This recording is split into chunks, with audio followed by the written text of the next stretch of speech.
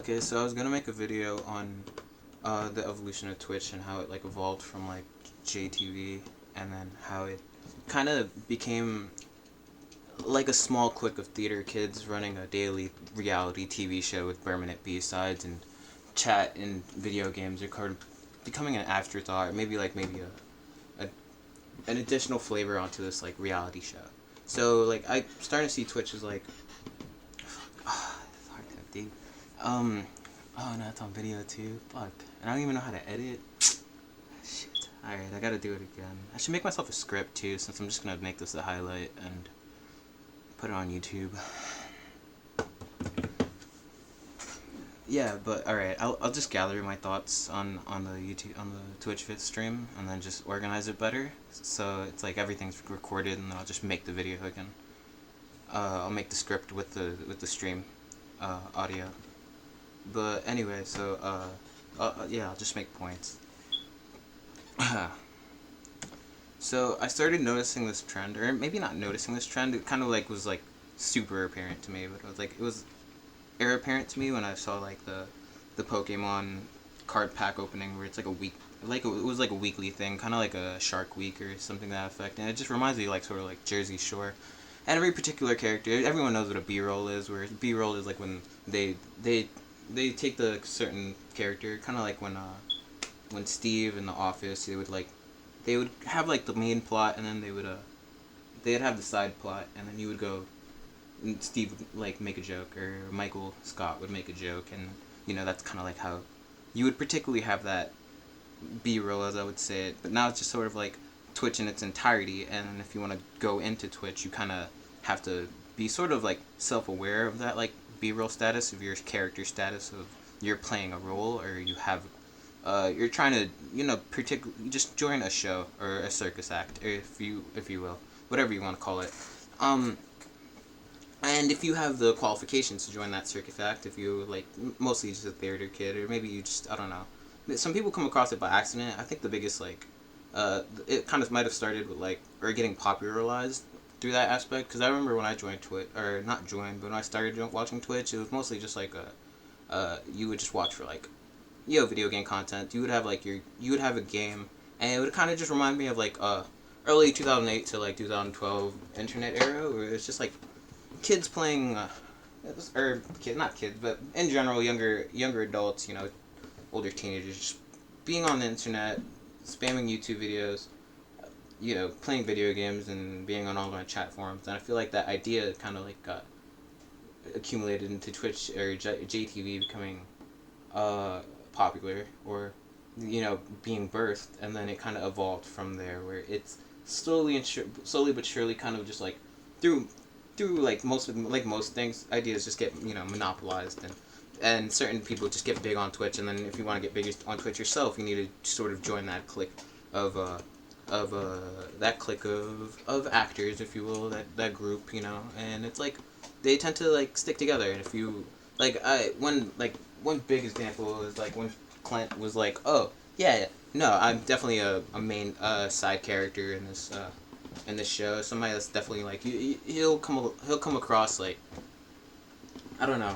I think it's just I think it's just the how how the show, if you will, is sort of just running along, and then if you manage to become super successful by becoming a relevant side character in the circus show, because like, if we're being honest, there's also like sub communities, I believe. I don't think the gaming Twitch thing is completely dead. I think if you're a prominent figure, like how you get big on certain like sub communities is like, let's say, one major way to do it is just being in like a speedrun community or a tournament community, and just having being a prominent figure in that. But not everyone that's a big Twitch streamer is, maybe they've gotten their origin from being from the sub community, but we're talking about the majority, or like the big community in Twitch, which is majority, like, with the Zoomers watch, if you will.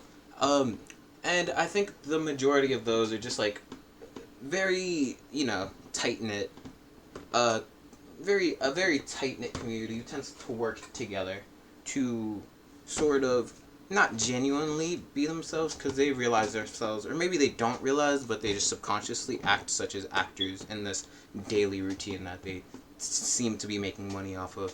And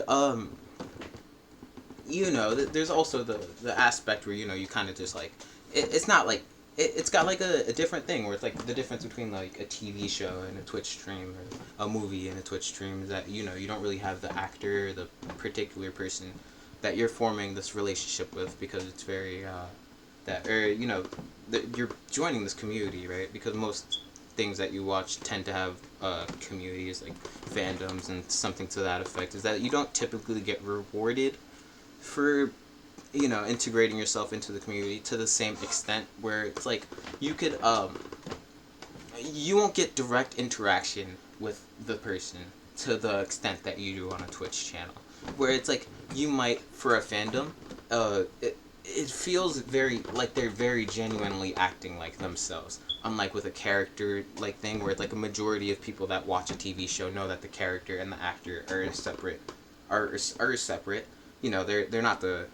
But with most YouTubers or Twitch streamers, where it's like you directly see them, like where it's respond to whatever you have to say, it's very different. And I don't feel like I could ever be like even me, like, let's say going into this, like, or me being a knowledgeable of this, like of this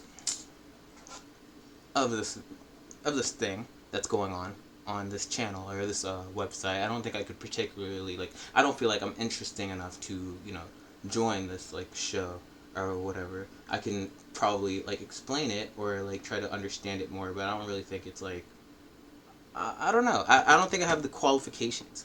Like for me, I might be just going about this all wrong, since I particularly, like, when I started, like, my plan for Twitch was just to get really good at, like, or maybe moderately good at one game and start getting funnier and then thinking. But as I watched Twitch more, I realized that it's not like the case, and that you have to kind of either like sort of like inherit your way into, not inherit, but sort of find your way into this like sort of Twitch sphere, if you will.